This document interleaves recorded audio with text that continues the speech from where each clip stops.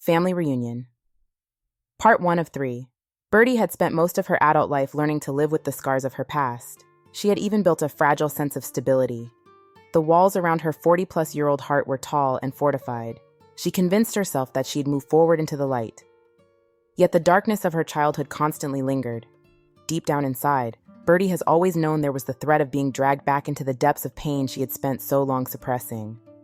For decades, Birdie had distanced herself from the memories of her childhood molestation. She prided herself on her inner strength. Those bad memories, too dangerous to count, were put in a box. Next, that box was put inside another box. Finally, a rope was tied into a knot around the box. She had been determined to live a life that was free from the past. But healing, Birdie would discover, wasn't linear. And sometimes, the past has a way of crashing into the present when you least expect it. It happened at a family function, a gathering that Birdie had been looking forward to attending. She had never felt completely safe in her family's arms, not since the day she first spoke up about her abuse as a teenager, but was met with indifference, confusion, rage, doubts, and silence.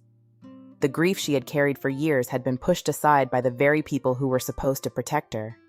And yet, she still longed for their acceptance, for some semblance of normalcy in the fractured family that had never truly acknowledged her suffering, let alone their failure to protect her. As Birdie stepped into the room that day, she felt a familiar anxiety clawing at her insides. Family gatherings had always been somewhat difficult for her, filled with subtle reminders of a childhood that was anything but safe or normal. But she had learned how to mask her discomfort, how to smile and be funny, all while keeping her distance from the memories that haunted her. What Birdie wasn't prepared for was how life turns on a dime. Please go to part 2 for more.